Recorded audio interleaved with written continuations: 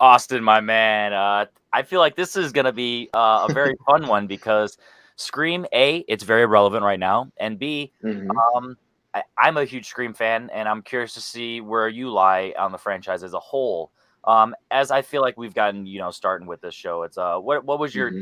introduction to Scream? Was it the very first one or My the late? history of Scream. Well, I feel like I just kind of came to Scream how I came to most franchises because I was born in '86. So I didn't watch a whole lot of R-rated movies growing up. So I missed a lot of these obviously in the theater. Even Scream 3 coming out in 2000, I was only 14. So I didn't see it in the theater. So like a lot of these, it probably started with my horror fandom at 17, 18 years old, going to Blockbuster pretty much once a week and renting like 10 movies at a time, and for me first just rolling through the horror section and renting every franchise I could get my hands on and Oh, just yeah. watching everything, and eventually just getting to the Scream movies because at that point all three of them were out on DVD or video, whatever it was at the time, and yeah, just rolling through them, and I think having a little more appreciation for them after I'd already run through the Nightmare on Elm Street franchise with Wes Craven, Makes with sense. the original, and then watching New Nightmare even before Scream, because as we all know, he did it 2 years before Scream. Played around with the meta aspect, commenting on the fandom, commenting on kind of the franchise as a whole, and not really poking fun at it, but playing with the tropes of it and things like that. So it was kind of his warm up for Scream, and yeah, and having been familiar with slasher movies at that point, I had a lot of fun with it. So yeah, it's one that you know, the trilogy was already out. Who knew that we would still be getting two more in the future? I didn't know if we were getting it or not because it felt like a trilogy was a trilogy, but as with most that make a lot of money, money talks, and we got to keep it going. So, but it's interesting that 25 years or so later, we've just got a new installment, and yeah, we're still talking about Scream 25 years later, which is a testament to the franchise. Absolutely. My very first one was in fact the first one. It was one of those where I never really was a horror guy until like recently, to be honest, because Hmm. I A didn't have an appreciation for horror, and B I didn't have the contrast of the the highbrow horror and the cliche slash typical what you expect horror.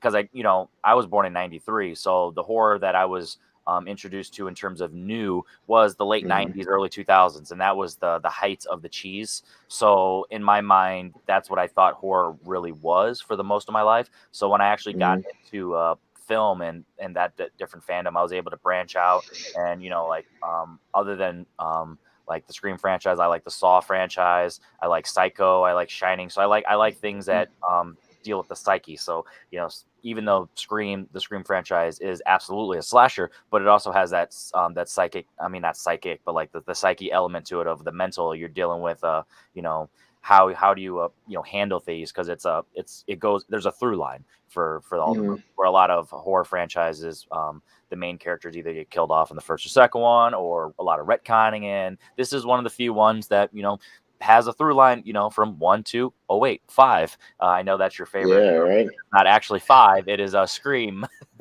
Yeah, but well, one thing that makes Scream interesting is it doesn't have a consistent killer. Yeah. Unlike Friday the 13th, you've got your Jason Voorhees. Halloween, you've got your Michael Myers. You've got your Freddy for Nightmare.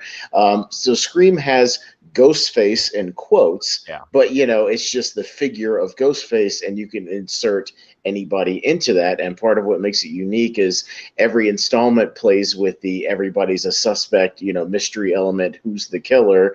Keeping it kind of a mystery, which is why it makes you kind of go out to see the movie as soon as possible so it doesn't get spoiled for you. Because Exactly. yeah, going into a Halloween movie, Michael Myers is the killer. Yep. It just is, and then it's more just about seeing the other characters or the situations or what have you. So that's one of the things that makes it interesting. Is yes, there's ghost face, quote, but it's just the figure that can be represented by anybody for any motivation. So everyone is different in its motivations and in its situations and its locations, even all kinds of stuff throughout the series.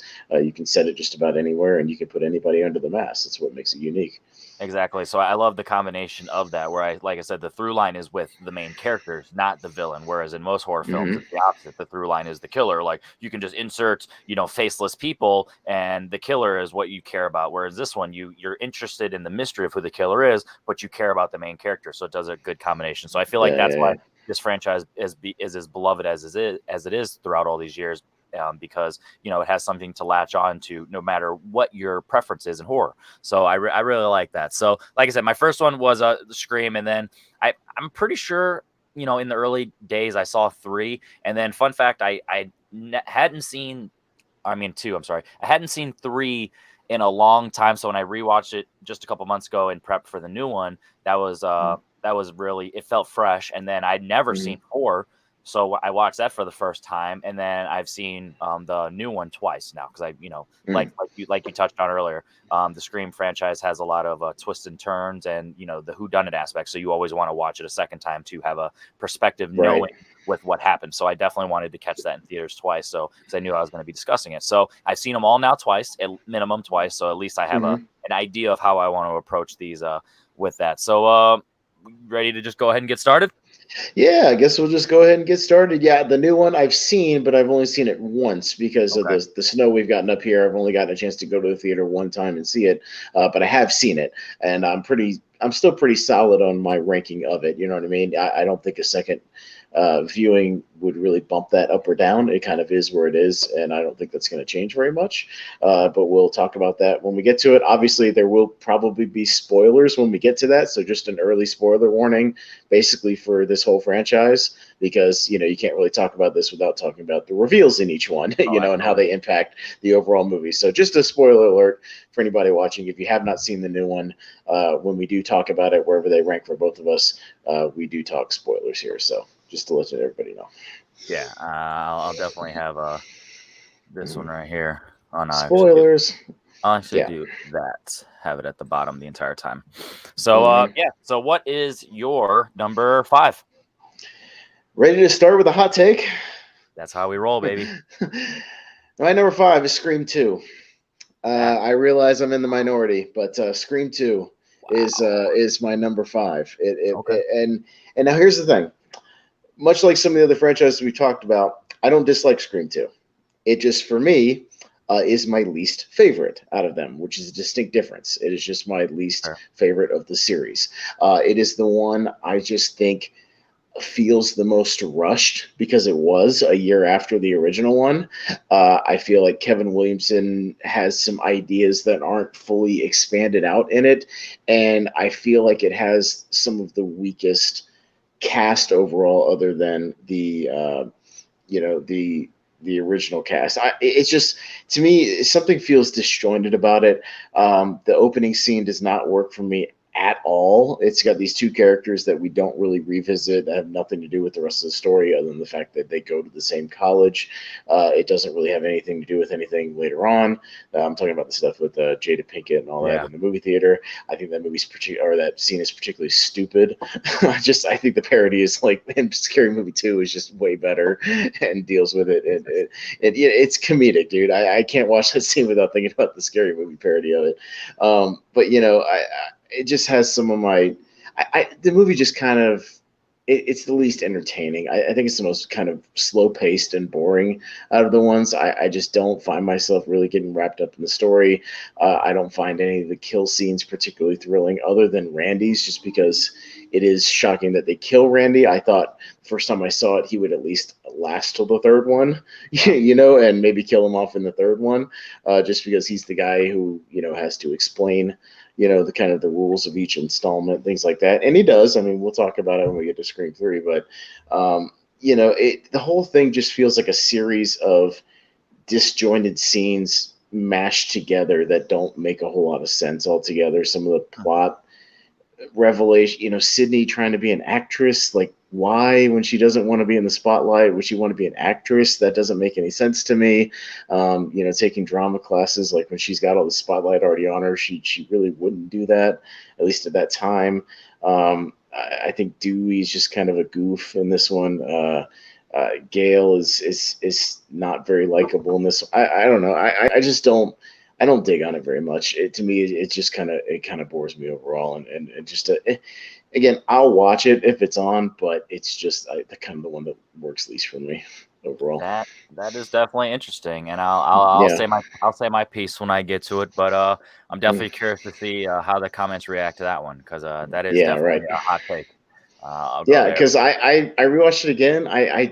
I want to like it more than I do. I don't know what it is about it. It doesn't click. It doesn't feel like a true sequel. Again, it's a year after. It just feels like it was just kind of thrown together for a cash grab. I feel like they should have taken at least that extra year.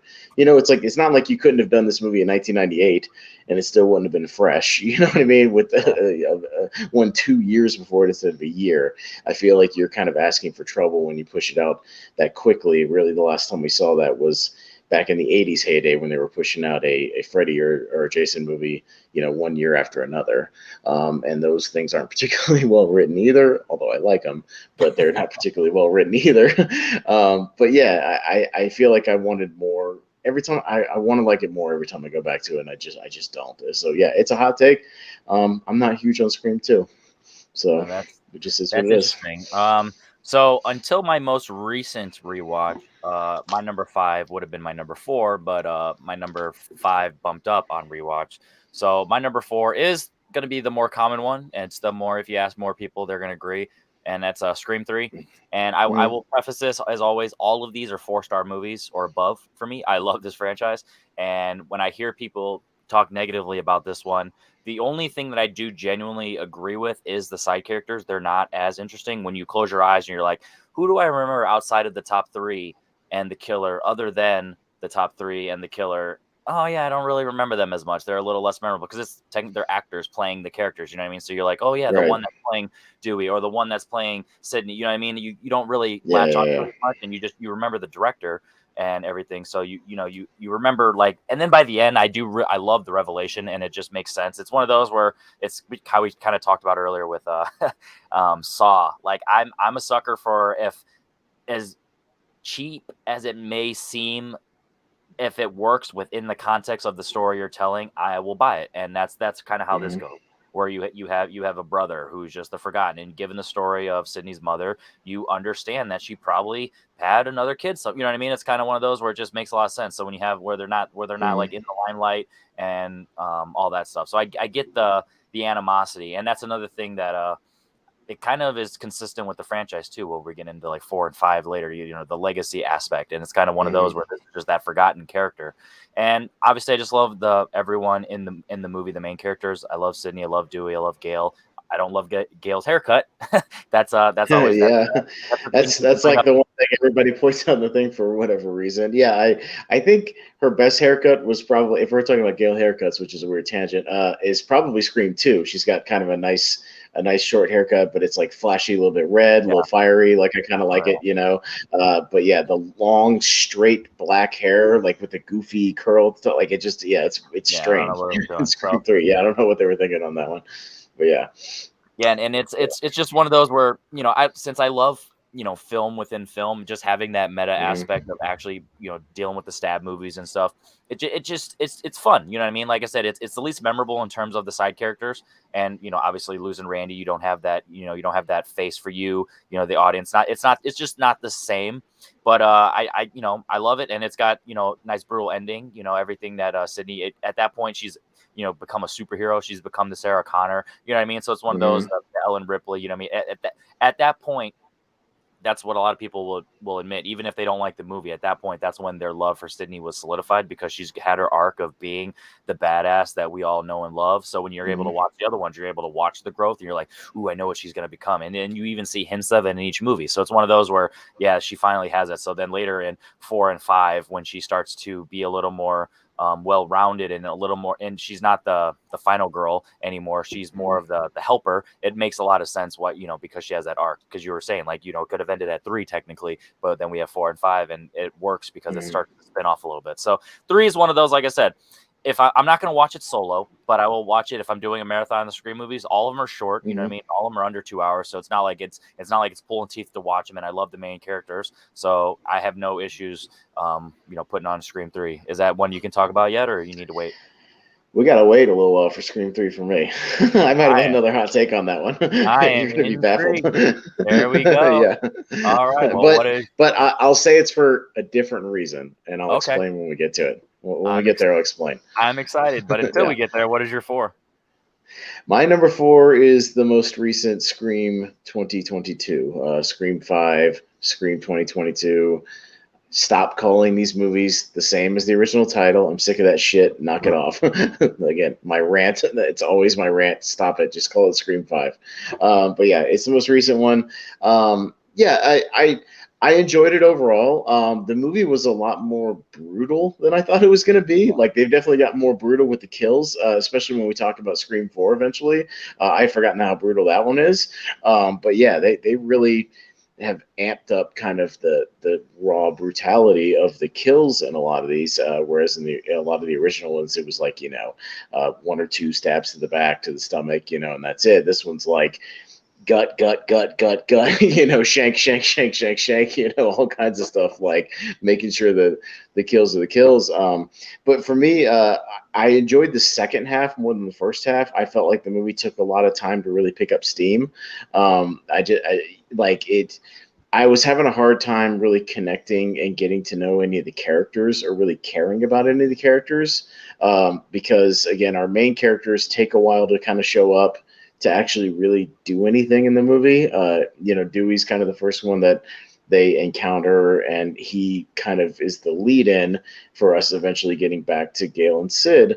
But I really found myself not caring a whole lot about the new characters until the second half.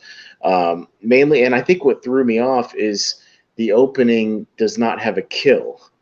Okay. What's her name? The girl Tara. Yeah. doesn't die. She just gets attacked, which is weird. Like we always kind of open with a kill, and open with something to kind of grab our attention.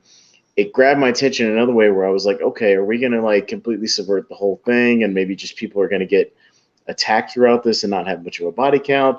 But then they kind of get in the groove. I found myself not really. I didn't relate to anybody in this movie, and maybe it's my age is starting to show on this. I didn't relate to a lot of these, 18, 20 somethings in these movies and what they're doing. I felt the Randy connection was really forced in this one, where it's like, oh, everybody's got some kind of connection to the original ones. Oh, it's like Randy's my uncle. Like that's weird. Like, oh, we're gonna bring back what's her name, Martha from the third one for like a cameo and be like, these are her kids, like, oh, okay. That was odd. It just, I felt a little bit was forced.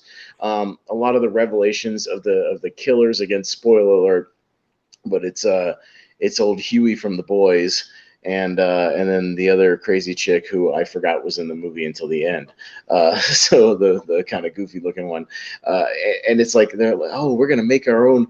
It's this comments about toxic fandom and toxic fans, and it's like, oh, we're gonna comment and say that Ryan Johnson did Stab 8 and he went off the rails. Like I felt it was being a little too meta. Like there's such thing as too meta for me. Like you're getting a little too like it was like it literally felt like a fan movie at some points where it's like, okay, we're gonna comment on the shit I've dealt with on Twitter, and it's like that was odd to me. It's like you can be smart, but for me it was a little too smart for its own good at some points to where it had me rolling my eyes to when I'm okay with inside jokes. I'm okay with some self-referential stuff. Even in the first half hour of the recent Matrix movie kind of goes into a little bit of that, but it doesn't like completely beat you over the head with it. And I think it really beat you over the head with it by the end of this movie. And I was kind of like getting a little, it was starting to take me out of the movie, which is not a good thing. But I mean, I still thought it was entertaining overall. It's more entertaining for me than Scream 2. I will go back and watch it. But yeah, I just felt, again, something was off about it. And maybe it's the lack of Wes Craven. Maybe it's because we got these new guys doing it. Directors of Devil's Ready or Due Not, is by the way. I'm not sure. Ready or Not, which is good, but they also did a movie called Devil's Due, which is not good. So I guess they're batting a little above average with this movie, though. Yeah, I mean, I still liked it. I felt myself getting pulled out of the movie a lot more than I'd like to with the Scream movie on this one. for me personally. That is definitely interesting, and I'll retort in a little bit because Hmm. similar to what you're talking about earlier, all my responses it's gonna have to happen later. So I No, that's before I fine. get No, I'm open to it. I yeah, just yeah. And again, I this is do all based on personal everything that you preference. said, I can tell that just the one-time watch has affected that as well. And I'm not saying Mhm, I'm going to completely like blow your mind or nothing like that with a lot of my mhm. things I'm gonna say, but I do. There's a perspective that it I don't know. You'll see. So we'll talk about it. Yeah. But before that, now I will go into the one that I saw for the second time finally today. And my caveat is the first time I watched it at like 4 a.m. I couldn't sleep. I was just watching movies and I wanted to Yeah, finally yeah. watch this before I saw the new one. And that's Scream 4. So Mhm. it went up. It was my 5, and it was a 2-star movie, and I bumped it up all the way up to a 4-star movie on this one. So I'm gonna go start off with my negatives. My two negatives that still even on this one that I just can't even deny. And as I've watched them all consecutively and like around the same time, this is the only one where it's super blatant. Is the height difference? I looked up Emma Roberts. She's only 5'2", and Rory Culkin is only 5'6". But Ghostface in this movie towers over people the entire movie. Whereas in Is like like towering over like Anthony Anderson, who's a big guy. yeah, You it's know, like like that like makes no and sense. like even his partner is like a tall dude, like that tall Yeah, white guy that's like his partner is like almost 6 feet tall. And yeah, yeah. yeah, I don't buy that either. Yeah, it's weird. And yeah, them as the killers. I end up buying into Emma Roberts. Her Spoiler. motivation, yes. Scream 4 is my next pick, so we can talk Okay, about that. It's my number 3, so like we can kind of talk about it now. okay, So, because we're close enough on this one, yeah, and it would be my next one anyways. But yeah, like Emma Roberts, I end up buying into it by the end, and her commitment to the role is certainly fun. You know, like her commitment to the character, like all that stuff where she's throwing herself around at the end is really really fun, and like stabbing herself and throwing herself up against the walls and through the What coffee the part I tables and all really that stuff. liked is after she It's stabbed super herself fun. in the shoulder and it really hurt, and she kicked the table because that was how she could take it out. She's like, "God damn it, that hurt!" And God damn it! No, I mean, yeah, that seemed there's like no it one seemed alive that real. hurt. Yeah, we don't get real moments like that in these movies, and I just thought that was like a real moment of just like, oh god damn it, that hurt more than I thought it would, that sort of thing. Yeah, like all that stuff was fun. Her motivation of like just wanting the attention that Sid got as like a sole survivor and wanting to like write books and shit, I actually kind of makes sense for me. Like I like that. Again, for me, similar to you, I hadn't seen this movie since the theater, and I don't know what it was when I saw it in the theater. I didn't like it. I was completely turned off by it. It didn't work for me. And then I went back and rewatched it again with an open mind, probably like you, and like it worked for me a lot better this time. I mean, it's bumped up to number 3 for me when it probably would have been last had I not rewatched it. And yeah, it worked a lot better. Again, it was more brutal than I remember it being. The one where the girl gets killed across the way in the window, like she gets Yeah. stabbed like 30 times. Like it's And they even brutal. I noticed it on this time when there's a scene when Rory Culkin shows his recording and he actually shows Mhm. the POV of the Oh stabbing yeah, and yeah, like yeah. he's like going in there, you know what I It mean? So felt more real. yeah, Yeah, it felt raw, like a lot more raw than these movies have felt. Again, with like the quick, oh, I just stab you in the stomach one time, or whatever, or just do a quick slice of the throat or something like that. Yeah, and the one thing the one scene I really really hate, Anthony Anderson's death is horrendous in this fuck movie. Bruce Like the part Willis. when he gets stabbed in the brain and he's just like stumbling around and throwing punches. Yeah, the fuck Bruce Willis, like that's stupid. Like that's really really bad. Like probably one of my most cringy scenes in the whole series, other than Jerry O'Connell singing the song in Scream 2, like which is the cringiest scene in the whole franchise. That scene is horrible, horrible. But And yeah, then I mean, it worked. I thought this one had one of the more interesting young casts. I love Hayden Panettiere oh as yeah, Kirby. She's a character I wish they had brought back for this most recent one. And apparently, she's still alive because there's some article or blog or something in a shot when I read of like an Easter egg in this new movie that she's like been doing like a survivor blog kind of a thing or something like that. So she's around. I wish they would have brought her back because she was like my standout favorite character of the yeah. series. I like her a And lot. so my other well, I guess it's two and a half things. So on the first time I watched it, there's a weird filter on it that like has this yellow faded out Hmm. tint where it looks like you're kind of wearing glasses, but it's like off to the side. Like when you wear 3D I think glasses, that's because it was the first one they had done digital instead of yeah. film. And I could Because Wes you could Craven had just done the tell other the ones in yeah. film, and this one was digital, and it just feels like it's filmed differently, and that's probably what it is. Yeah, I heard something about it, and it was along the lines of he literally was a purposeful thing because he was trying to give it that dreamlike aspect of the coming home for Sydney, and it just it's very noticeable, and when you're into film and you watch thousands of movies, you notice that type of stuff immediately. But I will say it wasn't as glaring like throughout the entire movie as I thought it was the first time. So I really think Mhm. me just being tired and grumpy the first time I watched, I'm like, oh my god, that was annoying. So that's like a half, but it is still it's very noticeable. It's like Gale's bangs in 3, where it's like it doesn't technically affect the movie, but it's something that you cannot not bring up. Something else with Gail was jarring when I first saw this movie in the theater, and that'd be her plastic surgery and Botox. Is really jarring when you see it in this movie. When she first pops up, you're like, "Oh, Courtney, what'd you do to yourself in the last 10 years? You used to be a natural beauty, and now you look like a doll." Like, That, all right, if that's where you want to go, more power it's to you if hilarious. that's what you're into. But it was, man, that was jarring when I saw it in the theater. I was like, "Oh no, like what happened?" Like, oh. And and then some my last actual issue, like hands down, Mhm. is the Rory Culkin character of his motivation, because Yeah. from when we meet Hayden Panettiere's character, she is into Rory Culkin's character. You know what I mean? Like, she flirts and all that stuff, and it's like the playing Yeah. hard to get, but she flirts. There's no like actual part of where she's like bullying him or has ever made it obvious from either point of view, from him or her, where he's just brushed her off and she's been a bitch to him. So like by the end, he's like, "Oh, now you notice me, and now Emma Roberts, I'm gonna go to It's like, her because no, she very much knows you. Y'all are yeah." friendly. You know what I mean? It's just So like that's one of those where it was just she like, doesn't know if she wants to pursue a relationship or take it to that next level. You know what I mean? Like I don't think she's like ready for that yet. But it's yeah, not like she's completely ignoring him. Like I didn't get that vibe at all. Like through the exactly. movie, So like like for at him to all. go on a killing spree that bad Yeah. for like love, which I'm okay if that's the motive because we've seen that in other movies. I get that, but like here it just doesn't work. No. And then by the end when they have that scene where they're doing that trivia and they're flirting, like, Mhm. that's kind of hot. Like it's well made, like that's well acted. They really have the nice chemistry and tension back and forth. I'm like, Yeah. man, this is Yeah. going well. So then when he has that reveal, I'm like, oh my god. So even you could have just gave up, and even if it was, I know it sounds cruel, but like even if you like had sex with her once and be like, oh, now I'm gonna do that, and then that's why Emma Mhm. Roberts kills him later because she was like, oh, so you told me she didn't like you, that's why I partnered up with you, and then Yeah. you Yeah. did Yeah. the same Right. thing to her that my boyfriend did to me. You hit it and quit it type of deal. I'm gonna stab you, and Mhm. that would have been a nice little at least full circle. But Sure. I don't know, it was just something that was just like, and then obviously like you said, we love Kirby the character, so it's like we want her to live. So for her to get stabbed over some bullshit, which she didn't do anything wrong, not a fan of that. So Yeah. that's my rant on that. It was just like, oh my, I can't get Yeah. over those. So like at no point, like I had a lot of fun. It's well paced, it's brisk, it goes by, but it's just that there's two glaring things where I'm like, it's just Mhm. those are really stupid for me. So and then I guess one other thing that's just annoying is Hicks.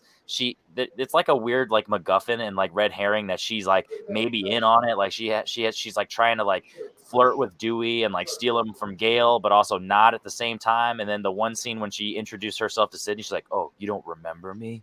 We were in school together," and she's in the shadows. You know what I mean? And then the scene Mhm. she came out of nowhere after a Ghostface kill, and like, "Where were you? Oh, I was here the whole time." And it's like they're like setting her They're up to maybe they're be the killer. no, they're trying to, but it's too obvious. Like they're trying too hard to make her look like a I know, and suspect when it's it's goofy. unnecessary. Because I didn't Yeah, buy this spunky deputy as like the killer. You know what I mean? Like yeah. I'm sorry, I just So don't buy. It's the same thing when all these sequels try to have like motivations or questions about if our three main characters, meaning Gail, Dewey, and Sid, yeah, are the killer this time, and it's like I've never bought that ever. no. Like I'm sorry, no, like, I've never bought any suspicion that any one of those three was gonna like be the killer ever. Ever, ever, ever. Like I just you can always play a guessing game with all the other side characters. That's fine, but they've always tried to push that in every single movie. They're like, oh, whoa, well, is this the movie where you do you just you're out of the spotlight now, so you want to be the Snap, killer yeah. now, like everybody, or Sid, you finally snapped because all these revelations about your mom. You finally like, no, I never buy that shit like ever, like and it's like can we put that to bed if they make Scream 6? Like, just stop that shit. Like, they're not going to be the killers. Like, Gail and Sid are not going to be the killers. Like, just make up another one. That's fine. But yeah, like, I bring Stu back. Fine. You can bring Matthew Lillard back, and he can be the killer again. Fine, because he's alive out there somewhere. But yeah, like, but let's talk about the positive of Scream 4, because I feel like we've been bagging on it, even though I have it a little bit higher. Have like, to justify it. Have it for me at least. Sure, yeah, no, I understand, but it bumped up for me because again, I thought the opening was more fun than I remember it being, with the Stab 6 thing, like bleeding into the actuals, like Stab 7 with like Anna Paquin and Kristen Bell, like, was fun.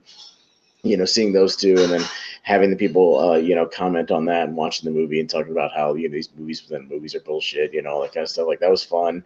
Like I said, like, the movie kind of shocked me with, I didn't remember how brutal it was, which, yeah, again, the kills feel a little more raw, which kind of felt amped up the stakes a little bit for me. I like seeing Dewey as the actual sheriff, like the man in charge, instead of just being kind of like the pushover guy or this side guy. He was fighting against Gale a lot, even though they're married in the movie, because he's like, hey, I'm in charge. This isn't it felt like it felt like a married couple thing when they're both trying to wear the pants of the family. Dewey's always kind of been the guy who, like, now he is wearing the pants as far as like the sheriff's department, but Gale's kind of always worn the pants in the relationship, so they've got that power dynamic, that power struggle going on.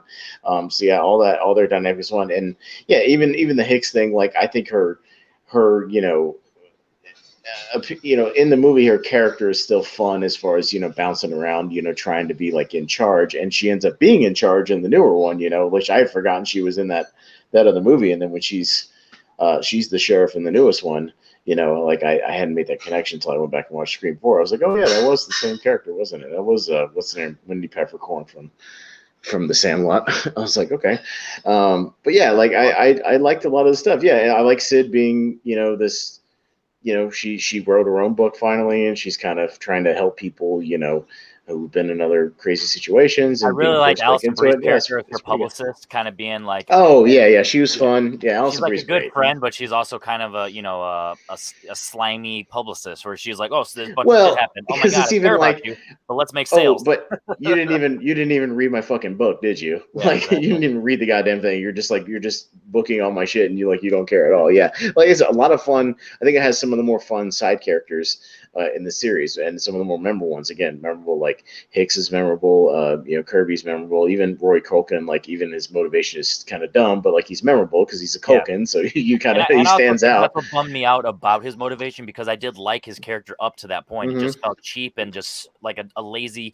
It was like a copy and paste of motivation instead of what was legit for that character. Even if it was him just like, hey, I love this concept so much, I'm just doing it just because that's just what's in right now. And I would be cool with that, because he's all about the movies and the meta. He's like the new Randy, but the villainous version of it. And I would have been cool with that. But doing it for the love and the lack of getting girls, do it because you just think it'd be fun to, like, to make your own horror movie, kind of like the newer one, but like, they kind of dealt with almost the same thing as Scream 4. I wish they would have actually, now that I think about it, because that made me think of that just now. I wish they would have referenced Blair Witch, about how, like, hey, in Blair Witch, everyone thought that this was a real documentary. They didn't realize this was a fake movie the entire time. So maybe this killer's doing something, or like even the motivation, like, oh, the whole time, like, this what it is. It's like a documentary, but it's real. I had it planned the entire, something meta like that. That would have been, to kind of change the pace. I want to put this out on the internet and like watch people debate on whether it's real or not. I'm like, watch it be like the trending thing. I'm gonna steer the internet. Because the internet would be like really coming into fruition with YouTube and stuff around 2011. People making their own fan films, doing all this, that, and the other. It was still kind of in its infancy around that time. And like, I buy that as a motivation. Some lunatic, wanting to like be the hottest thing on the internet. Like, that's fine. I'm okay with that. But and again, the new one kind of deals with that in a more cringy way to me. Just is why when I rewatched this one, I was like, this one bumped up a little higher than the other one. So Scream 4, worth a rewatch if you haven't gone back to it. Again, I turned around to it. So one last positive I'll say, we also got to remember this was 11-year gap between this and 3, and Wes Craven still directs the hell out of it. Like I said, other than that filter, everything else is great in terms of direction. Like, he knows what he's doing. He really did a good job. So shout out to him for sure on that one. So that was my 4 and your 3. My number 3. So we can go to your number 3. So my number 3 because it was fine. Is going to be one you mentioned earlier, and that is Scream 2. Scream 2, okay. So Scream 2, why it works for me a little more than it does for you is I actually do like Mm. Gale King just because it kind of there's something about just being at the movies and just having the characters because it's similar to what they did with Drew Barrymore. Because if you really think about Drew Barrymore's character after the first one, is she technically doesn't have anything to do with the plot except for she was an ex-girlfriend of Stu. So it's like she really doesn't have anything to do with it. So it's kind of carries over this one where it's like those characters are just kind of like within the class, and you kind of have to set the tone. So it's like who do you know, at that point? Because really, when you think about like the motivation, by we get to the end of it being um oh my goodness, Billy's mom, and then I don't remember the character that And helped. Timothy Oliphant, Mickey, Yeah. Timothy Oliphant's So, like, character, him yeah. helping her, you gotta realize, like, they New don't like, the other another film nerd like gone wrong, like film exactly. psycho gone So, wrong. like, Yeah, she the most doesn't know imbecile. anyone at the school, but you need a connection to get into Sydney, and he knows someone from the school, but what doesn't directly tie him in, you pick random people, you know what I mean? It kind of is one of those where it just it kind of has you talking. So I'm totally cool with that. Plus, it was awesome, of like her, like screaming at the screen and doing stuff. It just, stands out. You're like, because it's, Jada Pinkett Smith, she's awesome. She's memorable. And was it Omar Epps, right? That was him, right? Omar Epps, yeah, Yeah. yeah. Mm-hmm. So it's like, they're nice faces. So, it gives you something to go with. But honestly, my main thing is this movie kind of like ties in perfectly with the 1 and 2, like the tone of what they're really doing in terms of the meta-ness. It kind of just amps it up of like the sequel's always, or the sequel's always inferior, the original's always better, blah, blah, blah. So it's one of those where it kind of like, tips its hat. It's like, hey, I know we're not going to be as good as the first one. So if we're not as good, at least I knew going in it wasn't be as good. But also your meta where you're like, hey, I'm saying I'm not as good, but if I am better, you had low expectations, so now it's good. So it's one of those where they had fun with it, so they know what they're doing in terms of the making. But I really like, the Billy's mom thing because it really set it up. It took its time because Gail was like at the front and center, like with investigating this, because she was really trying to do the investigative stuff. You have Cotton Weary, just everything going on with him. Like, is he bad? Is he, is he good? Is he bad? Is he trying to get revenge on Sydney?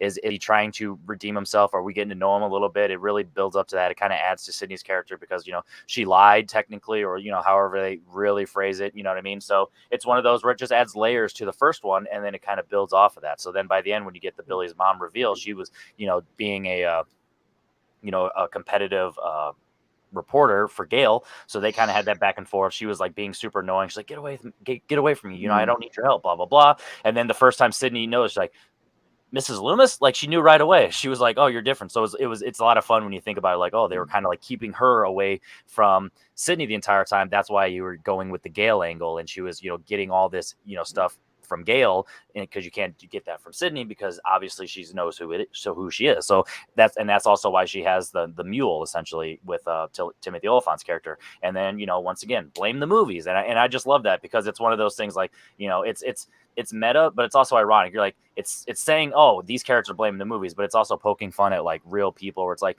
let's not blame the movies. It's like video games. People, oh yeah, Grand Theft Auto is making you steal cars and all that stuff. No, it's not. Have some fun, enjoy the movies, blah blah blah. So it's it's poking fun at that concept while still having fun characters in the middle of it. And I actually like the singing that scene because it's one of those where it was so over the top. Jerry O'Connell in this movie. He's Yeah. this vanilla milk toast character. He's a character that I forget is in this movie every time I watch it. I'm like, oh god, Jerry O'Connell's in this movie. He just adds layers. Yeah, of, but it's like, boyfriend, but also, I forgot. You got to think about it. She has that PTSD of the boyfriend stuff. So it's like, is he potential? Because it's the rule. It's all look at the boyfriend. So you're looking at him the entire time, but he's so vanilla. It's kind of like we were talking about with Hicks and Forward. It's like, yeah, obviously he's not going to be the killer because he's so vanilla, but also the formula says he might be. So you always have to have enough scenes that tease that it might be. And I feel like it does a good job of, kind of teetering that line. And it just, makes it an interesting story. So by the end, when we actually reveal the killers, it's like, oh shit,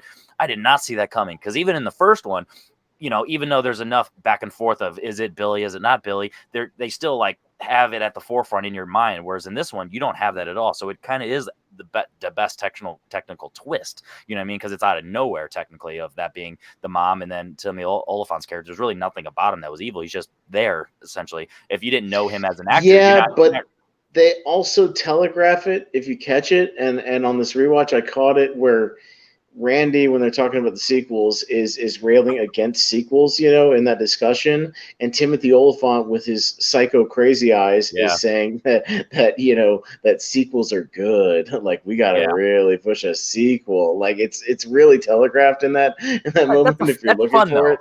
That's fun. I like Yeah, I guess, but yeah, I don't know. The Billy's mom thing is weird. Like I guess it's okay if Timothy Oliphant is the muscle, you know, actually doing the killing. Oh yeah, by the I way, will. this is a great example of having that back and forth, unlike in 4, where it's like they're not doing any of that stuff. He's doing it, and she's the Yeah. brains, and he's the muscle. I like that. So a lot Right, of right, it right. adds No, up. I mean That's what I love. Yeah, that's fine, and because you know when you go back and watch the original, you're like, yeah, it could either be Billy or Stu because they're both you know kind of decent sized dudes and shit like yeah, that. So you know, it could be either one doing the physical stuff.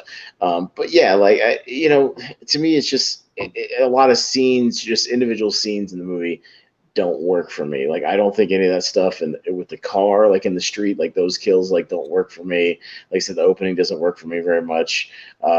Yeah, I think the best stuff in the movie is the stuff where Randy's on the phone with the killer and like Dewey and Gale are like running around the courtyard like trying to yeah. That's figure out fun. like who's on the phone and they're trying to find him and shit like that. But like I feel also that Randy is stupider than he should be in that scene. Like Randy, I feel like would plant himself up against a tree or a wall and would not go wandering around, Well, and you also you got to think know, about and it. Not like many kills happen in broad daylight. I think that might actually been the first one in broad yeah, daylight of the franchise. but So then when again, he actually gets pulled into the van and like their cover of that is like a guy walks by with a boom box so nobody hears it. Like, what are we doing, dude? Like, I just it's the to me, like '90s. I People walk are by, walking around in boombox. You know that. You're old enough to remember yeah, boomboxes. no, I am, but like it's just, but like they're shaking the van and glass is getting broken and nobody still notices. Like, what are we doing? Just because some College. guy had a Nobody's paying boombox? attention to vans. People have been abducted. Yes, but they would be paying attention to the five guys dancing with a very loud boombox walking by the van, getting broken up and shaking. They would be looking at in that direction.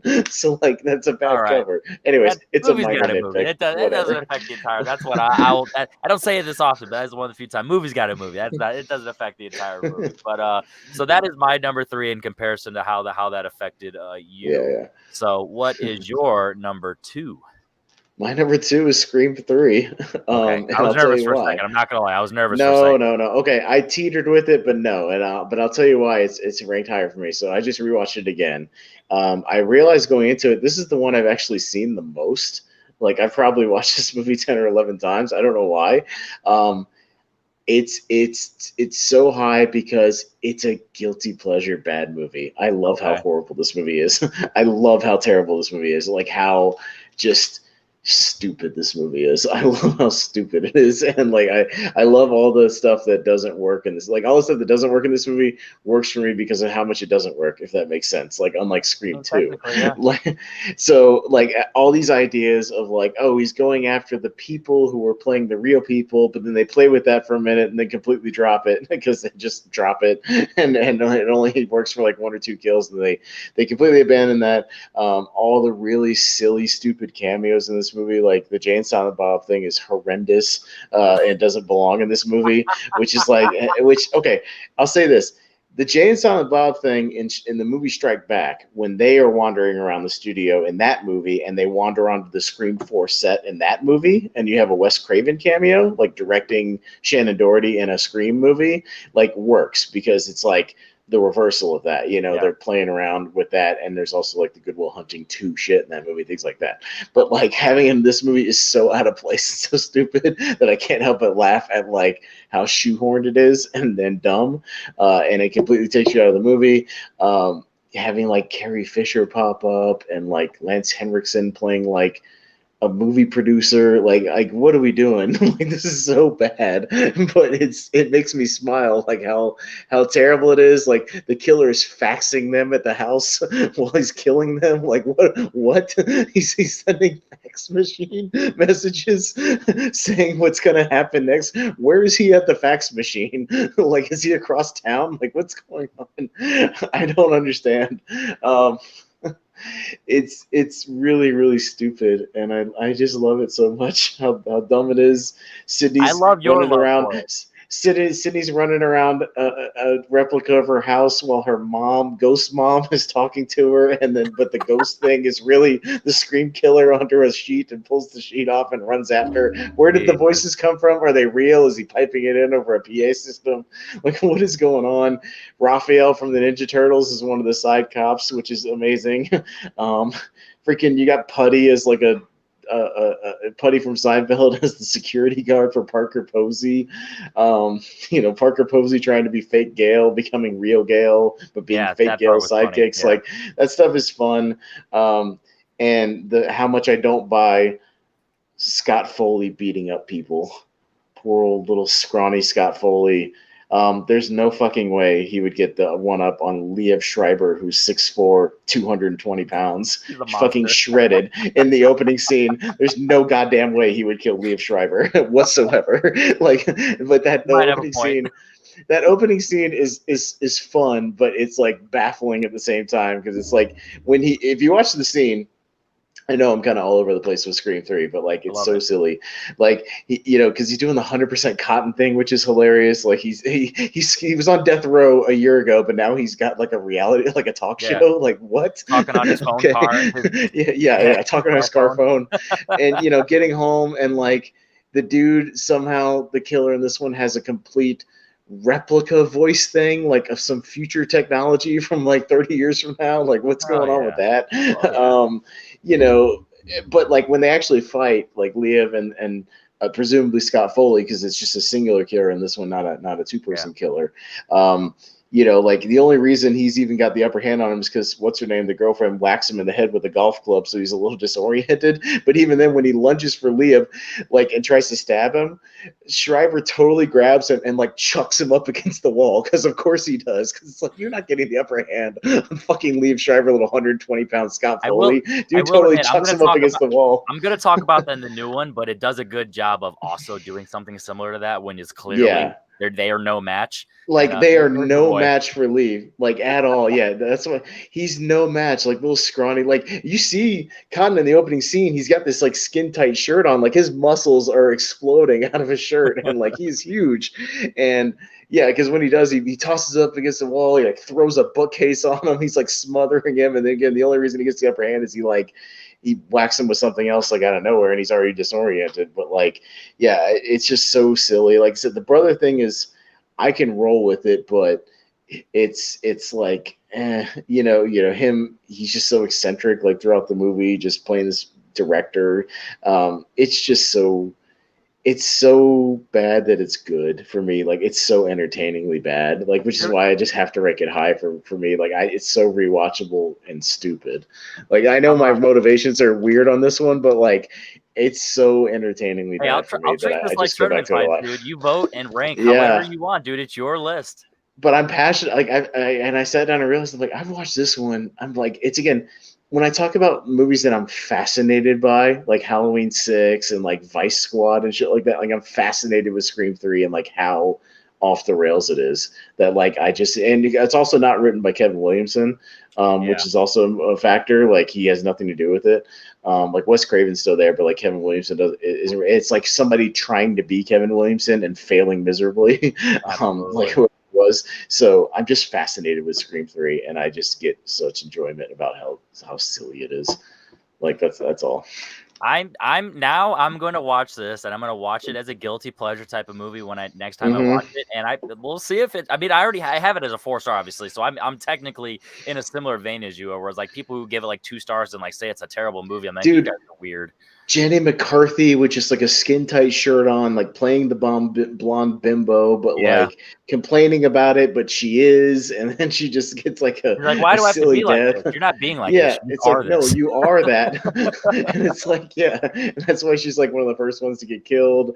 I mean, you got like what McDreamy from fucking Grey's Anatomy is like the main detective, and he gets his ass kicked the entire movie. He's just not tough at all. It's so bad, dude. The scene where they're all running around the house and the power goes out, and the killer is faxing them. Like, that's hilarious. He's sending faxes. Where is he sending the faxes with a phone line? Because the house blows up, so he's not in the house. So where is he? He's in. He got a mobile one in Hollywood, a bitch. van. I guess. I don't know. It's Talk about so movie stupid. magic. Yeah. It's so dumb. Well, all It's right. so dumb. I love it. That is Scream 3 is your number 2 for different reasons that it would be Yeah, someone else's right. number 2. My number Yes. 2 is my number 2 because I just genuinely love this movie, and I loved it on my first watch, but on the second watch, Scream 2022, I everything about this movie worked for. Well, let me rephrase.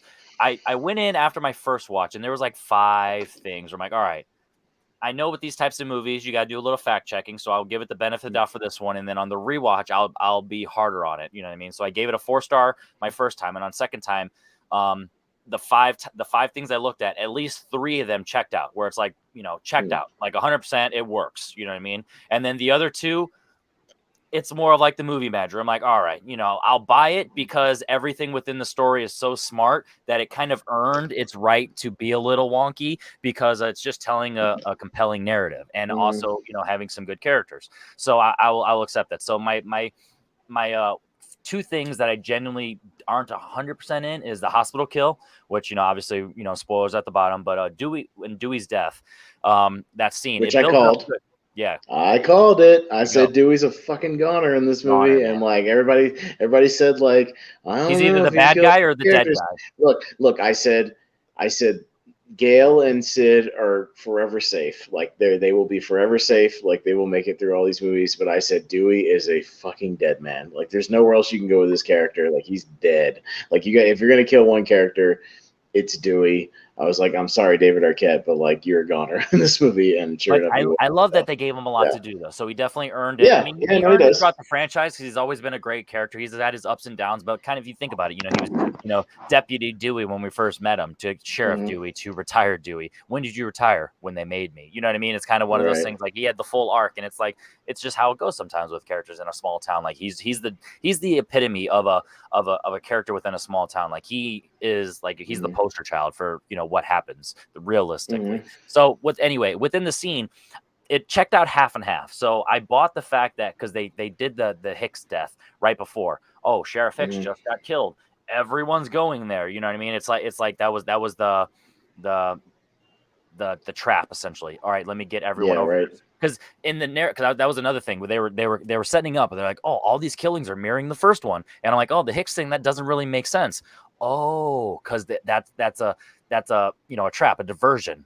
So to get them their eyes off of that, so now they can continue the story because they're at that point they were going to either kill Tara finally, or they were going to do exactly what they did and get it mirrors the first one. If you're going to mirror the structure of the first one, I guess you could mirror it to when Henry Winkler's the principal got killed, and it like drew a lot of the high schoolers that night. But, like when he strings them up at the football stadium, so everybody leaves the party to go to that, and they clear the house out except for the main characters. So exactly. So that works too. So it's kind of a double where it's like it works perfectly like that. So, but anyway, the reason that it half and half works for me, it's like, oh, the sheriff got killed.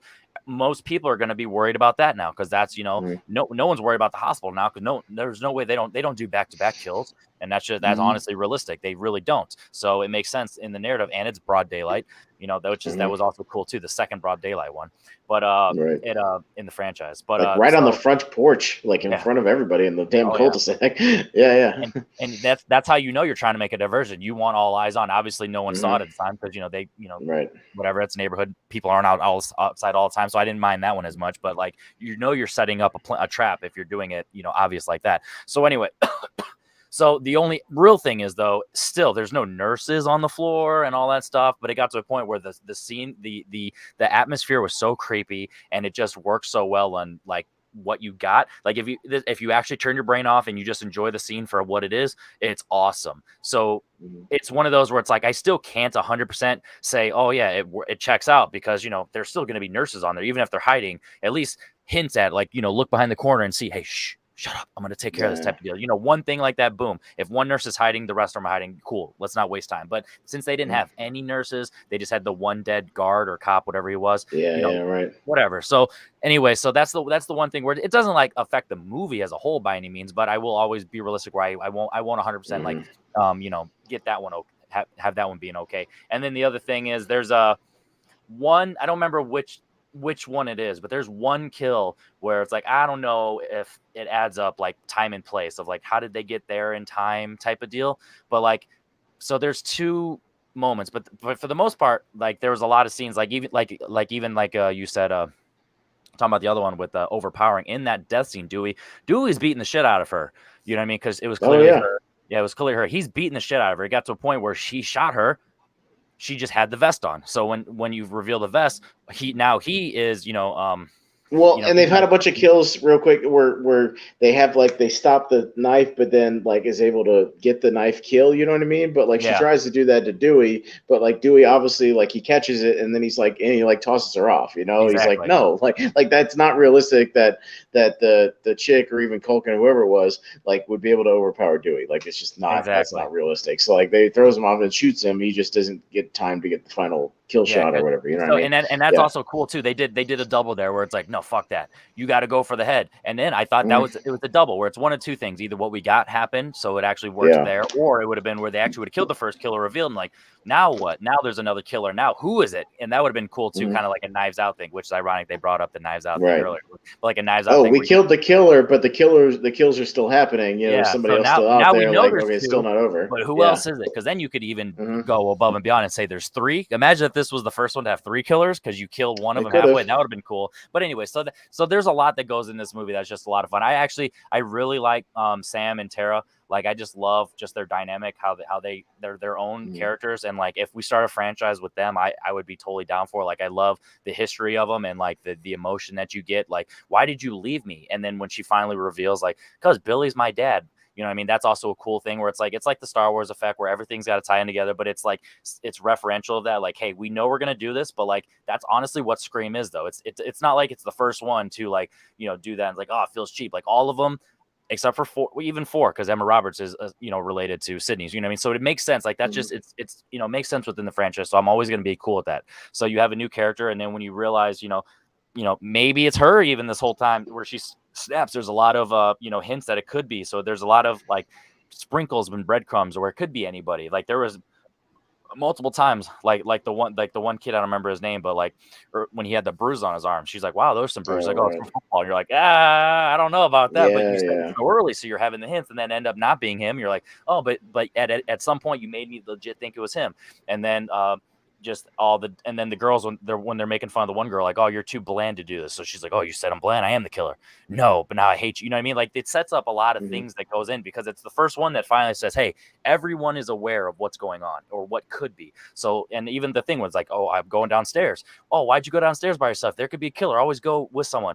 Oh, really? All right, go ahead. No, you go ahead. See, you're learning. Like there's it does a lot. So it earns a lot of its little things for me. It had for me one of the most out of character kills for the Scream series, but in a good way, when the one girl killer, and again I'm blanking on her name, not Huey from The Boys, but the girl, where they're like poking fun at her, and she goes like, oh, I am, and she pulls out a gun and just shoots one of the other characters. Like that's out of character for like a Ghostface killer in these movies, because it's usually like a knife thing or or some kind of blunt instrument or something like that. Anytime you see the guns, you shoot a bulletproof vest or something, so no actual deaths. That or they're getting shot really, and the Scream 3, he pulls out the little Derringer and shoots Sid, but like it's late in the movie and it wasn't his original weapon. Like, but yeah, like it was weird for like a character to just proactively go out like right in front of everybody, just shoot him without the mask on, and just like, oh, here it is, boom. That was the first. Usually the reveal is the mask off or through a killer. No, it's like boom, like no mask. Like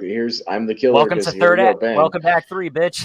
Right? Yeah. No, all that stuff was fun, and like the way they kind of start taking her out, like burning her on the stove and shit, like all that stuff was fun. And fun fact, I haven't heard anybody bring this up because a lot of people don't think about it, but that's the same. Her name's Mikey Madison, Amber, the character, but she's the same girl from Once Upon a Time in Hollywood in that final scene. And I don't, I don't think, I can't remember if she's the one that gets set on fire or she's the one. No, she's the one who gets the flamethrower in the pool. Exactly. So that's ironic because she gets burned in 2 movies. Exactly. Yeah. So I was really surprised that when I've watched all these reviews, no one brings that up, because I've even watched spoiler reviews and no one's brought that up. I'm like, wow. No, there's one podcast podcast to listen to, and I'll give them a shout out because they did shout it out. Now Playing Podcasts, I listen to all they do retrospectives and stuff. The one guy is a huge Tarantino fan, and he goes, "No, that's the girl in the Hollywood that gets burned up with the flamethrower, and then she gets burned up in this movie too." And it's like all within like a year. It's like, man, what are they gonna do in her next movie? Is she gonna get set on fire? Is she gonna get burned at the stake like a witch or something? Like, could you imagine if that's in her contract? I want to be bad. I have to be burned alive. Yeah, I have to be burned alive every movie. You have to somehow work it and kill my character by burning me up. She's gonna be the first female Ghost Rider. She's like, I want to be on fire the entire time. Yeah, right. No, but like that, there's just layers to all these characters, and I love how it finally brings in the new horror, and it's talking about the horror that I like, essentially. Like, I like slashers, but like other than slashers, I don't really like the jump scare stuff. Slashers is more of like the chase. I don't really consider slashers jump scares technically. It's more of the chase. No, a lot of them are just more about the chasing. The only jumps they usually do in those movies is when they do the stupid thing where the guy had hung from somebody from a tree, and they like all of a sudden at the right moment just the body falls over, and like scares somebody. With this one, they bring up like the Babadook and the Witch and Hereditary and like atmospheric horror, and it really does a good job of, in this one, combines the atmosphere with the like you said, the brutal slasher stuff. So I really like how it kind of combines that. And the directors of Ready or Not, Matt Bettinelli Olpin and Tyler Gillett. Like I feel like they have a vision for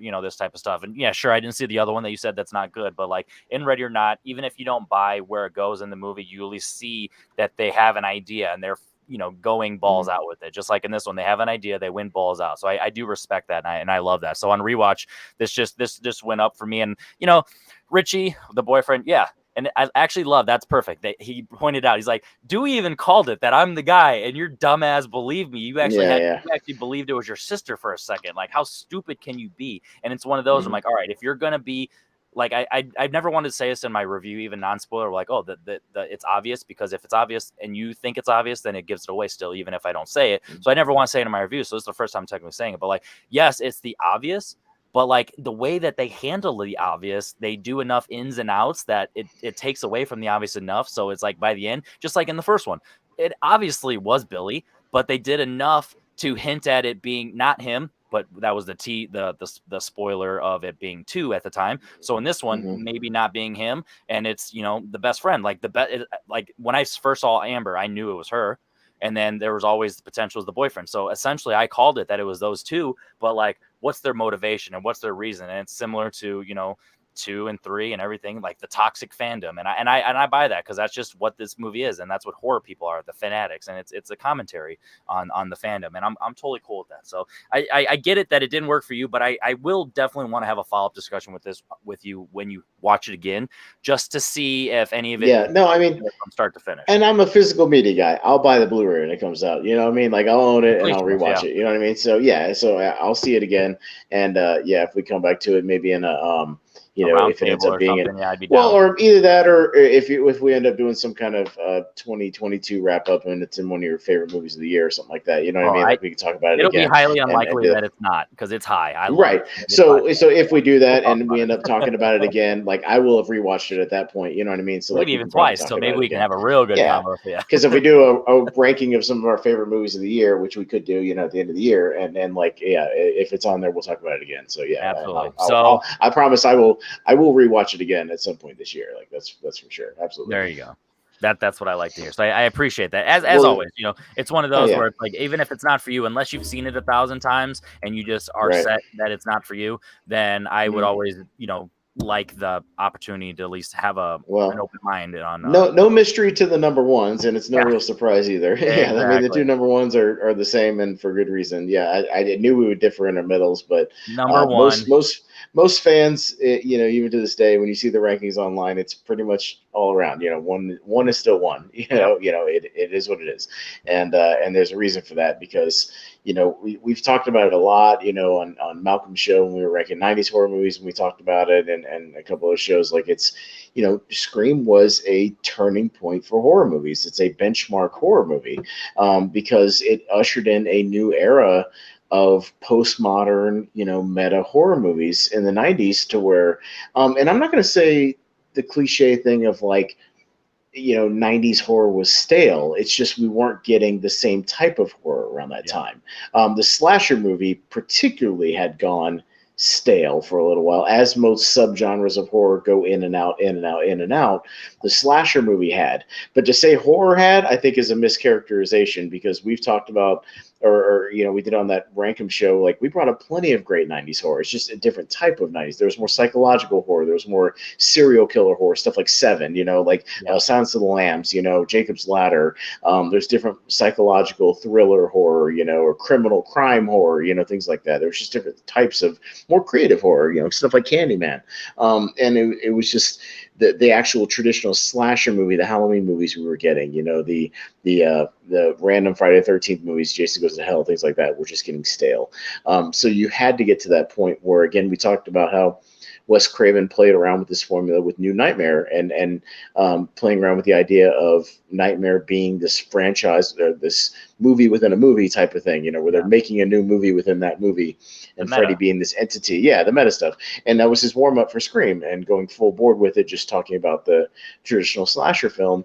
And yeah, I mean, it's a benchmark as far as that. And you see a lot of movies that came after this, and a lot of the ones that Kevin Williamson had a hand in, like I Know What You Did Last Summer. I Know What You Did Last Summer, yeah. And he did The Faculty, which is a very meta movie talking about body snatchers, kind of within this body snatchers movie. It's very self-referential as well. And even stuff like Valentine, these movies like that, urban legends that all kind of comment on it. Things like, there's a lot of movies. They vary in degree of quality, mind you, Henry, as the horror fan. It's the approach. Yeah.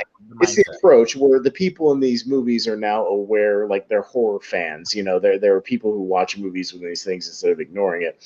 But Scream is obviously the first to do it and the best, and rightfully so. I mean, Wes really was king in the 90s. I mean, he had this and New Nightmare and People Under the Stairs, and he has some really good movies, and he was really kicking, and this was for a reason.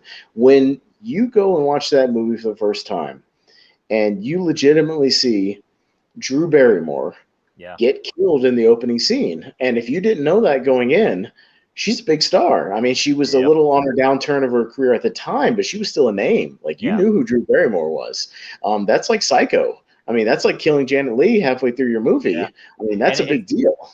It's actually interesting. The 90s had some balls. So it's the opposite, but it's the same concept. So in Seven, how Kevin Spacey is a huge actor at the time, he didn't pop up until the final act. Uncredited and just pops up. And then this does the opposite, where it's like she's the face of the poster, and then you kill her. And it's like she's right there. And that was 95. I mean, you see the poster right behind you. She's right there on the left-hand side of the poster, right there, almost front and center. She's almost ahead of everybody in that poster. Yep. She's ahead of Neve Campbell. She's ahead of Courtney Cox, who was on Friends at the time. She was a big star.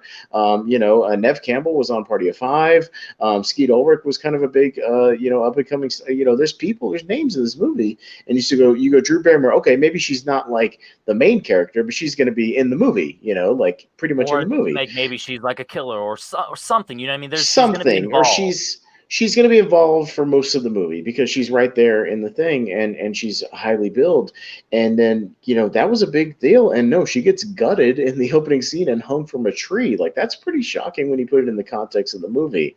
And again, it's not just that scene. It's the rest of it. The way it's just, again, we never had a character like Randy, Jamie Kennedy's character, who is literally laying out all the tropes and the cliches and the rules of these horror movies, and he's referencing this is what we are in a horror movie. He's literally projecting to the audience, you're in a horror movie. We know we're in a horror movie. How do we still survive? We're gonna sit down and watch Halloween within our movie and talk about this movie, you know what I mean? And do stuff where they're saying turn around, turn around, turn around. The killer's sitting up behind you as the killer's right behind him on the couch. Like, we're doing that.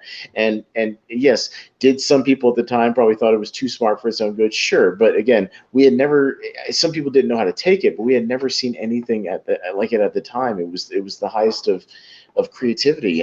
We had just never seen anything like it. And the fact that we had these characters who do that, you played the mystery aspect. Who's the killer? Why? You do the Billy thing, but he's in jail, but he's making phone calls. So how is he making phone calls from jail? You're trying to take the heat off of him. Really, where cell phones were popular too. So you kind of play with 1996 cell phones. Few ones having a cell phone. You're like, why do you have a cellular telephone? Everyone's got one, Sheriff. And having scenes like that, you're like, oh, that's crazy. right. I don't know, but also technically they do. So is that, it Yeah. toes the line perfectly. Well, yeah, and again, you have to put yourself in the context of 1996. Not everybody had a cell phone. That was the thing where it was Exactly. like, oh, you have a cell phone? You're weird. Exactly. But he yeah, tried to play it off. He's like, everyone's got one. It's new. Blah blah blah. You're it's the old. You don't trendy know. thing. Yeah, Yeah. So right. it's like it does a great job of really towing the line, and that's what this hmm movie is. It's the perfect balance. Like literally, hmm this is the introduction to horror for the majority of people under the age hmm of 30. That's fair to say. Like anyone under the Sure. age between 25 and 30, this is their horror movie, and it's no surprise because it does the tropes, but pokes fun at the tropes at the same time. It's literally like, so whenever I talk to someone like who doesn't like horror, or they're like, I'm not into horror, and somehow they haven't seen Scream. Like I was talking to someone earlier, Antonio Chavez, where he hadn't seen them, but he's gonna go see it on a date, and I'm like, hmm I'm not going to lie. There is a legit chance, based on what you have talked about with horror, not being a horror fan, that Scream will just kind of kick you in the ass and might become an instant favorite. You know what I mean? And I literally said that to him. hmm I'm like, if you watch them consecutively, you might hate Scream 2 because it's so repetitive and you're like, oh, it's overdoing it. But Scream 1, I bet you love it. And he's like, wow, that's interesting to say. So it's one of those where it's like, I say that with utmost confidence. There's not many people that dislike this first one. And not because it's The Godfather, Citizen Kane, or all that, just because it knows exactly what it is and it does it perfectly. And I love that. Oh yeah, no, and yeah, like you said, Wes Craven, he's on the top of his game here. He directs the hell out of this thing. He gives some legitimate jumps and scares, and you're kind of guessing, where the killer's going to pop out from, and it's a lot of fun. We had never even seen stuff we'd seen stuff, where the killer's playing around like on phones, like When a Stranger Calls type shit. You know what I mean? Playing around with people on the phone, or Black Christmas, things like that. But kind of combining all those tropes and aspects, into a movie, but making it, taking it seriously and making it good. And yeah, it's a lot of fun. The whole party scene at the end with everybody, just you don't know what's going to happen, who's going to get knocked off, who's going to Yep. survive. People getting stabbed but coming back. You never know who's dead, who's not, who's actually dead. And it does that good job of because at that time, like you said earlier, where you hinted where you had all the kids go away. So you don't have everyone involved in that is important to the quote unquote plot. So Right. when it takes its time and toys with Mhm. them, you understand it and it really earns it. And it's showing off their psychopathy, but also when it goes on with Tatum's death and Drew Barrymore's death and even the principal's death, when it has that, it's like, it's them just being dumb teenagers, why they're doing this at the end of the day. Like, obviously your Billy has a true motivation, like it or hate it, he has a true motivation, but Stu, peer pressure. So everything that he's doing is He's just along a for the dumb kid. ride. Yeah, Yeah. he's just kind of caught up in the moment. He's just like, because he's obviously a little more over the top than Skeet Overkiss, with Matthew Lloyd. But all that stuff with them going back and forth when they're like stabbing each other is just so much fun. Just like, all right, man, all right, do it, man, do it, man. I'm bleeding, man. I think you cut me too hard, man. Here, yeah. I'm getting my favorite line here, man. after he's like, "Where is she? She was over there. No, she's not anymore." And he throws the phone. He's like, "Hit me with the phone, Dick." He's like, "You really yeah. call the cops? My parents are gonna be so mad at me." Yeah, right. He's becoming a No, little it's just, boy. but again, you need that.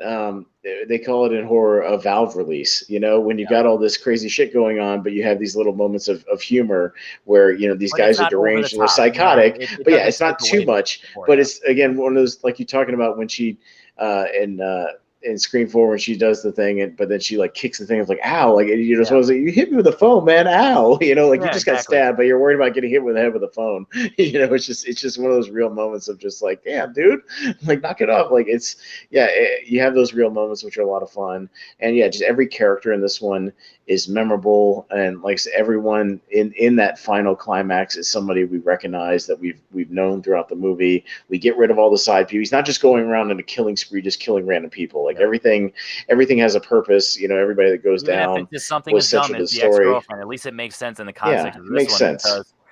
because they only had the one line where it's like when they were on the courtyard and they're talking about Mm. Drew Barrymore's death. He's like, "Oh, didn't you date her?" "Oh yeah, whatever." He kind of brushed off, but you kind of could see in Oh his yeah, face. it He was brushes like, off. Let's get this away from me as soon as possible because this is Oh the yeah, only yeah, we one that's like got. you can't really hide from this one because it's the Oh obvious. yeah, I'm like, yeah. let's avoid this conversation at all costs, and they Mm. quickly change the subject. So it's the one time where it's like, oh shit, on rewatch, it's little things you notice like that where it's like, ooh, that is actually a lot smarter than people give it credit for because that's the one Yeah. time where the evidence is it's quote unquote the boyfriend, but like, hey, let's not bring it up, or in that case the ex-boyfriend Yeah. or the ex crush or stalker, however you want to phrase it, you know what I mean? And it's man, they it's the dumb dialogue that's smarter than it sounds. yeah, You know because what I it's high mean? Like schoolers, so they treat them because like high yeah, schoolers. right, but they're dropping the subtle hints and Yep. the things here and there. If you again on those rewatches, like we talked about, when you catch them, it's like watching a Edgar Wright, one of the Cornetto movies, when he's dropping all these little things in the beginning, you know, of like future events, things that are going to Yeah. happen. Or even like in You know, Baby Driver, just in the background, how it has all those things. oh Like yeah, all that having stuff. things like Yeah. that, little Easter eggs and nuggets Mhm. that just this is Mhm. what's going to happen. You pick it up later It on, makes yeah, and they're rewatches talking about better. things. Oh, sure. So yeah, Scream.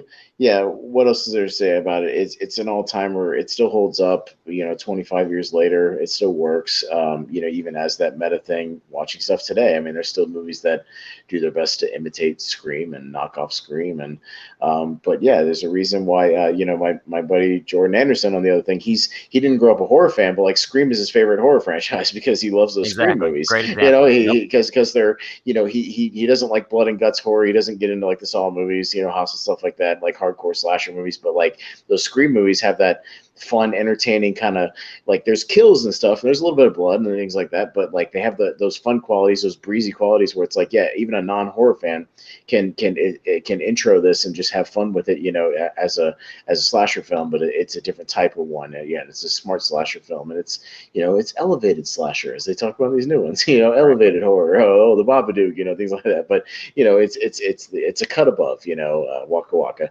and and it's, you know, yeah, Scream is Scream, and there's a reason why this franchise is still going strong and still making money, and why, yeah, number one, it's the hot one of the 90s, and it will be for a long time. It's a classic. Exactly. So that's our Scream conversation. So I've come Mhm. together and I've decided this was a tough one because some of the rankings are so spread out on Right. this one that it's really hard to fully, you know, have an idea of what it is. But here's my guess. So number 5 is going to be Scream 4. You Okay. had it at 3, and I had it Number at 4. 3. But Okay. it's technically the way the math adds up. It had a 4 Well, ranking. and if you Yeah, think about it, again, each of us also, when we initially saw it, we're not as high on it, which may exactly. factor into it a little bit. You know what I Yep. mean? Like, and it's only gone up on those rewatches. So yeah, Exactly. And you know, all then these other ones you are pretty solid. and then you having Scream 2 last definitely brought Mhm. that one down. So that is going to be number 4. I had a little higher than you had then I had Mhm. 3 a little higher. Or no, you had 3 so high that it affected the ranking. Yeah, So right. 3 and 3. That's what it That's was. what I do. I make your job that much more difficult every time we There you rank go. stuff. It's fun. So, because Scream 2 and 3 were deadlocked in terms of like how you average them, Mhm. but because you had 3 higher, that took that spot. And then Scream 2022, even though that was your Yeah. 4, it was my 2, so that bumped up a little bit. And then obviously, no surprise, Scream, the original 1996, is the number 1 Scream movie. For Yeah. you know all the right reasons. Like there's no one's gonna argue and deny that. Mhm. So that's Well, that. and when we talk about this franchise, it's each one has something a little bit different that Yeah. people latch onto, which is unique and Younger fun, which is people love why 4. Like if honestly, love it. Yeah, if we were yeah, they if love this that. was 2 people that were in their early 20s and they did this, I would not Uh-huh. be surprised if Scream 4 was their number 1 over Scream 1 Yeah, because that's just where it yeah. connects to them. No, Or I in would 5 totally years get if it. Scream 2022 is the number 1, you know what I mean? It just I Hmm. would totally understand that. So Yeah, that's what totally. this franchise does. It adapts, it evolves, and it keeps growing. So even Hmm. though is it necessary to have more? No, but does it make sense? It goes with the times. It knows what it's doing, and Hmm. I'm for it. Let's similar to Saw. If you do something a little bit different, then I'm totally cool with it. Just make it make sense. Hey, And it's already being said that, you know, this one's already made its budget back and into profit territory right now. So, you know, even during, you know, trilogy coming. pandemic and crazy time, like, it's still making Yep. money. So yeah, you might be right. Yeah, the second Scream 6 is probably incoming sooner rather than later, like probably within the next year or two. Could It's, you we're gonna see imagine, it. or honestly, how surprised would you be if we find out in like 6 months down the road they already have a script ready to go because they were confident in that it was going to make it? Probably. I mean, that happens a lot now where they commission. I think these guys were actually signed for 2 movies, the director. Yeah. I think, although I think the second one was contingent on how much money this made, but I think they were already locked in for another movie. They're So I like, think hey, they were it's just waiting probably for one the of those. green If light we make another one, you're guaranteed the director to job. be the directors. Yeah, I feel Yes. like it's one of those. So Like, we're I not don't know if they have guaranteed a we're going to script make one. ready, Yeah. but they probably have some ideas. They probably have some ready to go because they had to know that this is a popular franchise. It still is, mostly with the older fans. But yeah, the newer fans are still discovering this franchise and still kind of coming to it. But this new one references the original one so much that people have to go back and watch it if you haven't. You know what I mean? It's all about the references to the first one with this one, back to back to back. So, yeah, and it's a franchise that I would not be surprised if we see a Scream 6, in the next 2 years or so. And I won't be mad at it. Let's do a Ready or Not Scream crossover. No, I'm just kidding. So with that said, my name is Henry. Yeah, right. We're gonna play hide and seek with Ghostface in a big mansion, which we kind of got in Scream 3. Hey, that could be your Riddler idea. You pitching behind the scenes. Right. You could have a little bit of fun with that. Tell us about your upcoming shows that you got going on over on. Over on the Movie Hero Network, and Jordan officially changed it to Movie Hero Network. So now when you search Movie Hero Network on YouTube, it's the first result. So yay.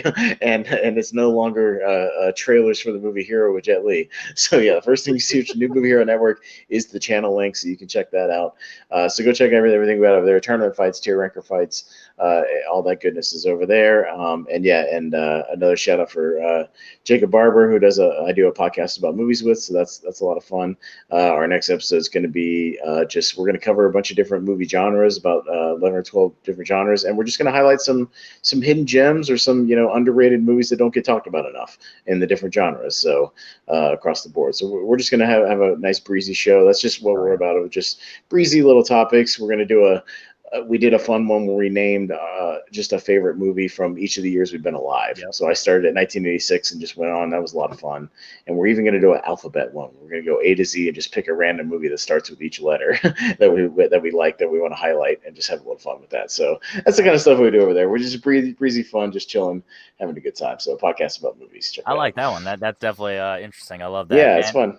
It'll be easy for me because all my Blu-rays are in alphabetical order, so I'll just go right across the thing and just pick something for every letter. That'd be easy for me. That's what I'm talking about. So as always, if you made this far in the video, you're probably familiar with everything I'm doing. But if you're a new audience member because you clicked on Scream, and once again you made this far in the video, you might have liked us. So go ahead and drop a like on the video. Comment below your personal ranking 1 through 5. You can definitely do that one if you just want to write the numbers 1 through 1, 2, 3, 4, 5. Sure. Go ahead, and then let us know your hot takes. Is he wild for doing the guilty pleasure mindset with Scream 3? Are we both wild for being older and not appreciating Scream 4 as much as kind of a lot of the younger people are? And is Scream, the first one, in your eyes, overrated? Let us know in the comments below. Like I said, if you made this far in the video, you're probably familiar with my stuff, but if you're not, there will be trivia. Is a trivia show where it's a new format, 3-on-3, kind of like bar trivia style, where just ask random stuff and work together, have some points. And I'm on other stuff, the Confidential Roundtable. It's on this channel. Also hour-long podcast just talking about movies, but you'll see me over on Movie Battleground debating, which is something that I'm definitely going to be appearing on more for spoiler good reasons. So with that said, my name is Henry Confidential. Shout out to my partner over here, awesome Deputy Pez Hal. You did a great job, and I love talking these with you, and I love just shooting the shit, talk about stuff we love, and maybe eventually we'll get into the ones we don't love. But until then, we're going to be talking about the ones we love, because we got. What are we doing next week? We got to tease them. We're doing Edgar Wright movies, right? And Last Night in Soho. Yeah. Yes, we are. Yeah, Edgar Wright next week. Last Night in Soho just came out on digital recently, and physical and digital recently, so we're definitely going to be talking about those. And then the following week, because we bumped it because we thought Scream would be more relevant, we're going to be talking about Alien versus Predator. We're actually going to combine the two franchises, so that is going to be interesting, because as Austin likes to say, Predator's kind of fun. It might be a lot higher than most people would even expect, so you never know. I like the Predator movies a lot, so we'll see where they rank in comparison with the Alien movies. So make sure you're subscribed if you're not going to want to miss out on those two, and also just the play in the future. So once again, I am Henry Confidential. That is my partner, Austin Pesal. We will see you next week when we talk Edgar Wright.